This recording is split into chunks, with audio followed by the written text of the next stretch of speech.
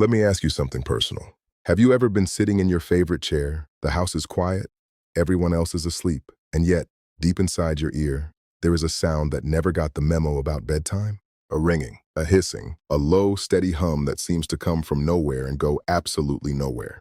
If that's you, I want to stop you right here before you spend another night Googling why are my ears ringing at 2 in the morning and landing on a page that tells you nothing useful. Because here's what nobody is saying loudly enough, and I mean this. That sound inside your ears might not be an ear problem at all. It could be your body waving a red flag about something happening on the inside, something that a standard ear check is never going to catch, something that is quietly, invisibly stealing your peace. Today, I am going to walk you through the science of why this happens, in plain language, no medical degree required. We are going to talk about the specific things your body may be running low on that turn your nervous system into a noisy, misfiring engine. And by the end of this video, you will have a clear, simple action plan that you can actually start using this week. Stay with me all the way through, because the third factor I reveal, and the connection it has to something you are probably eating every single day, genuinely surprised me when I first came across the research. Don't skip ahead. I'm Dr. Michael Adeyemi, and this is your guide to understanding what your body is trying to tell you. Before we get started, tell me in comments whose ears are ringing right now, or yours, or your family member who always complain about that. Segment 1, the real story behind the ringing. First, let's talk about what is actually happening inside your ear, because once you understand the mechanism, everything else is going to make a lot more sense. Deep inside your ear, past the eardrum, past the middle ear, sits a tiny curled structure called the cochlea.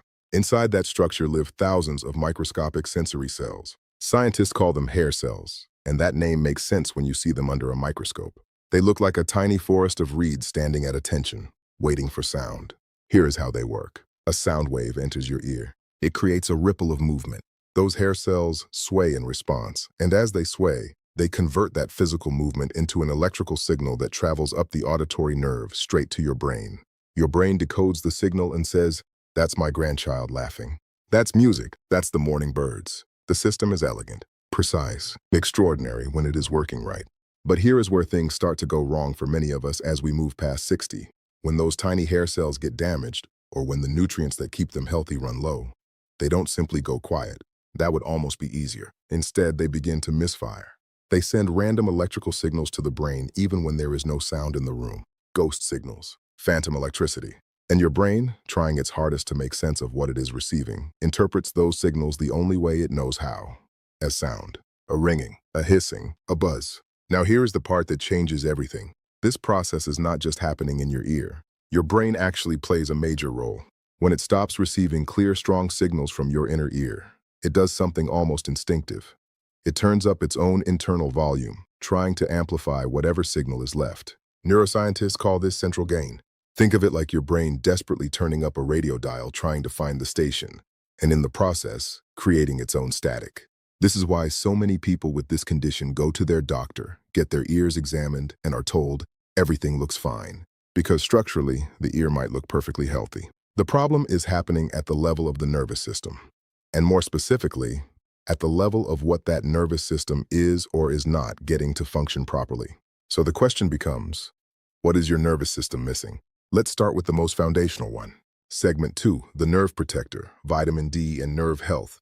I want you to imagine the wiring inside your home. The electrical cables running through your walls aren't just bare copper wire. They are wrapped in insulation, a coating that keeps the electricity flowing in the right direction, prevents short circuits, and keeps the whole system from sparking. Your nerve fibers work exactly the same way. Each one is wrapped in a protective sheath. And there is a critical nutrient that your body uses to build and maintain that sheath, and to ensure the nerve signals traveling from your ear to your brain arrive clean, clear, and on time. Most people expect me to say B12 here, and B12 is important.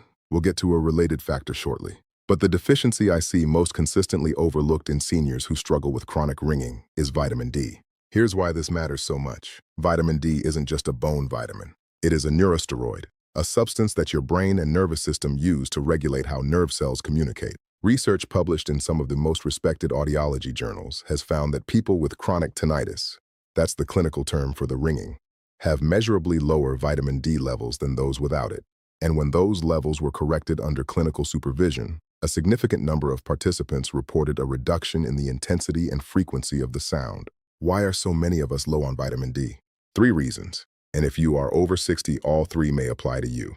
First, your skin naturally becomes less efficient at synthesizing vitamin D from sunlight as you age. The same amount of time in the sun that gave your body everything it needed at age 35 now produces a fraction of what you actually need. Second, many of us simply spend less time outdoors than we used to. And when we do go out, we apply sunscreen, which, while essential for protecting your skin, does block vitamin D synthesis. Third, most of the foods we eat contain very little vitamin D naturally. It is one of the hardest nutrients to get from diet alone. The best food sources include fatty fish, salmon, sardines, and mackerel are excellent choices. Egg yolks, especially from pasture-raised chickens, contain vitamin D, and some mushrooms, particularly those dried in sunlight, can be surprisingly good sources. But here is my strong recommendation. Ask your doctor for a simple blood test called a 25-hydroxyvitamin D test at your next checkup. This tells you your actual level, not just a guess. The sweet spot for nerve and ear health tends to be in the range of 40 to 60 nanograms per milliliter. Many seniors come back with levels below 20. That's significant. And here is the open loop I want to plant in your mind right now. Vitamin D doesn't work alone. For it to do its job protecting your nerves and your inner ear, it needs a partner, a mineral. And that mineral? We are getting to it in just a moment. Before we continue, press that like button and subscribe to the channel. It only takes 3 seconds. Segment 3, the master mineral, magnesium. Let me tell you something about your inner ear that might genuinely surprise you. The blood vessels that feed your cochlea, those tiny hair cells we talked about, are among the most fragile in your entire body. We're talking about vessels thinner than a strand of hair, and they have no backup system. If they get constricted, if they get stiff, if the blood flow slows down for any reason, those hair cells don't get the oxygen and nutrients they need. They begin to starve, and when they starve, they scream. That screaming, that's the ringing.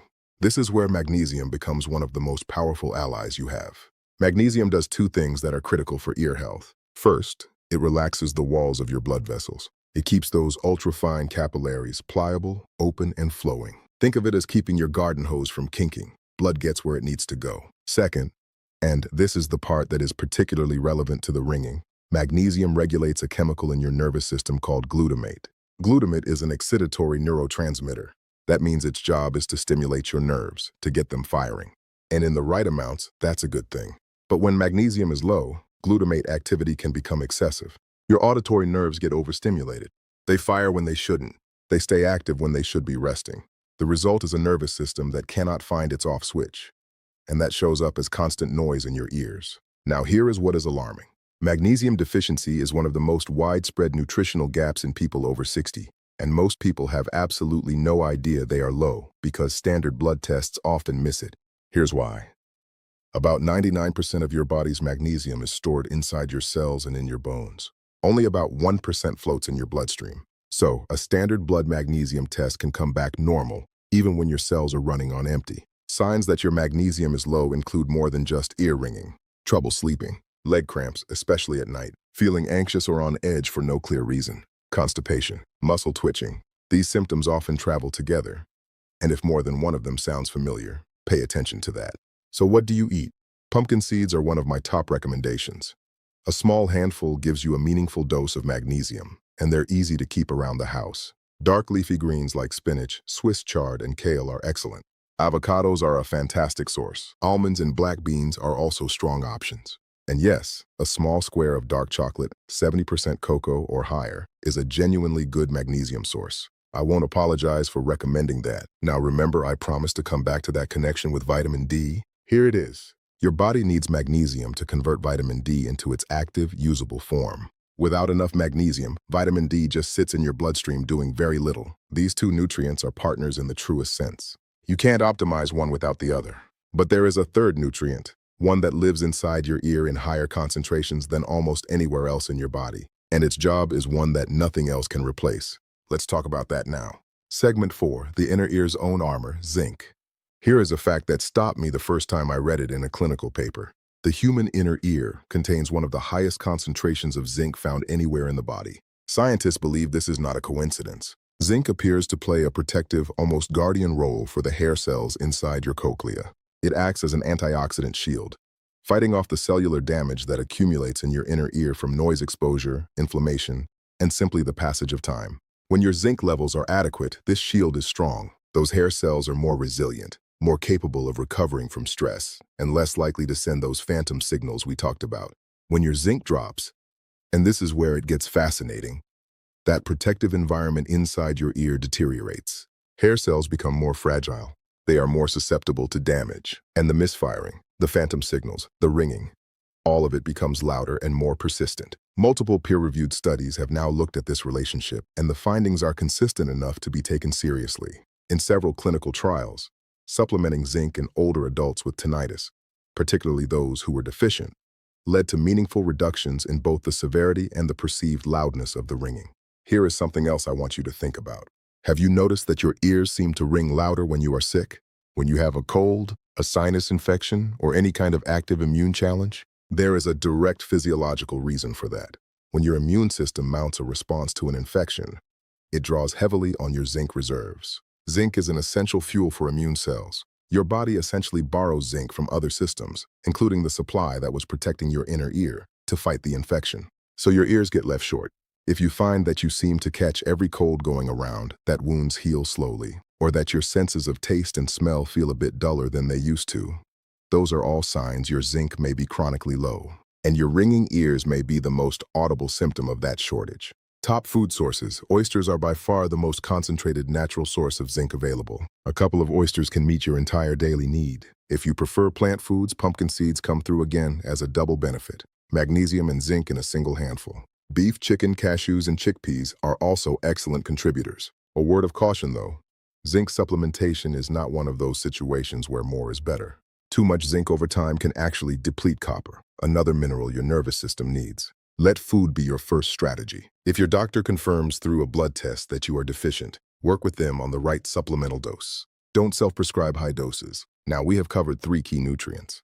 But there is a fourth factor, one that doesn't come in a bottle, one that has nothing to do with vitamins or minerals, and it may be quietly making all of the above nutrients less effective. In fact, if this one is not addressed, you could take every supplement on the market and still not see results. Segment 5, the invisible saboteur, chronic inflammation and blood flow.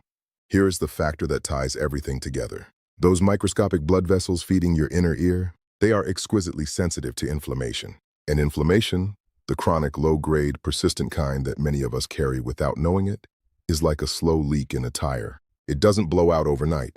It just quietly, steadily reduces your capacity. When chronic inflammation is present, several things happen that directly impact your ears. The tiny capillaries become stiffer and narrower.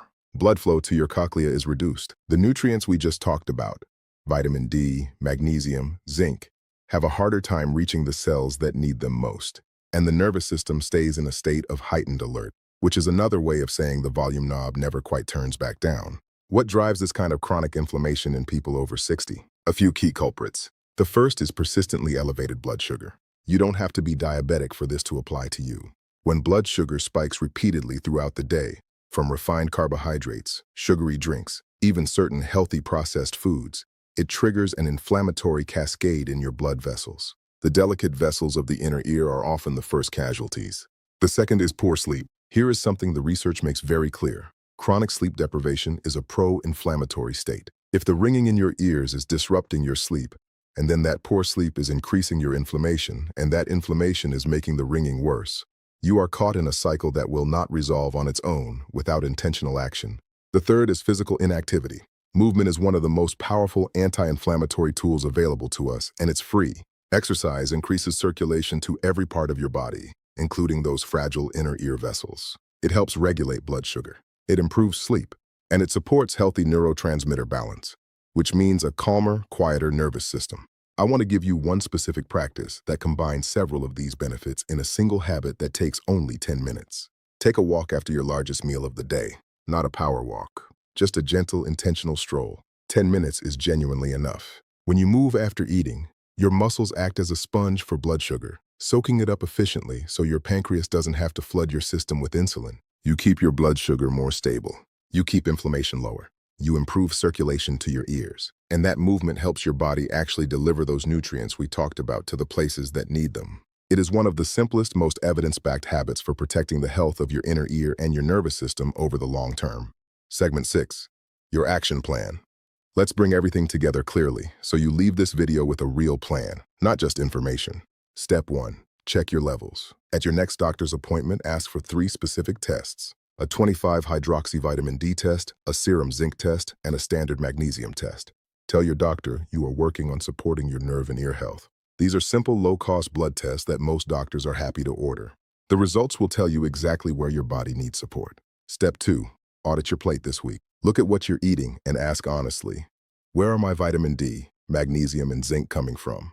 If the answer is not much, choose one food from today's list to add this week. Fatty fish for vitamin D, a small handful of pumpkin seeds for magnesium and zinc, dark leafy greens for magnesium. Don't try to overhaul everything at once. One change, done consistently, is worth far more than 10 changes that last 3 days. Step 3. Start the 10-minute post-meal walk. Not tomorrow, tonight. After your next meal, put on your shoes and step outside. 10 minutes. That's it. This one habit, repeated consistently, will improve your circulation, your blood sugar stability, your sleep, and your nervous system's ability to calm down over time. Step 4.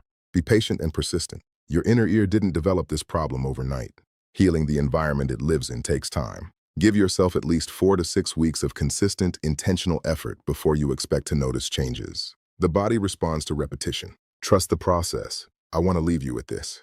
The ringing in your ears is not a life sentence. It is a message. Your body is genuinely trying to communicate something to you, that it is running low on something it needs, that something in your internal environment needs attention. Your job is not to silence the message by ignoring it or just learning to live with it. Your job is to listen to it, understand it, and respond. That is what preventive health is. It is choosing to pay attention before a small gap in your nutrition becomes a larger health crisis. If this video gave you something valuable today, a new question to ask your doctor, a new food to try, a new way of thinking about what your body needs, then please do me a favor and hit the like button. It genuinely helps this information reach more people who need it. If you know someone, a neighbor, a family member, a friend, who mentions that their ears are ringing and they've been told there's nothing to be done, please share this video with them. You might be giving them something their doctor hasn't offered yet. And subscribe if you haven't already. Every week on this channel, we dig into the kind of honest, practical, evidence-informed health information that is designed specifically for us, for people who have earned their wisdom and deserve answers that actually help. I'm Dr. Michael Adeyemi. Take care of your body. It is the only home you will ever truly live in. I'll see you in the next one.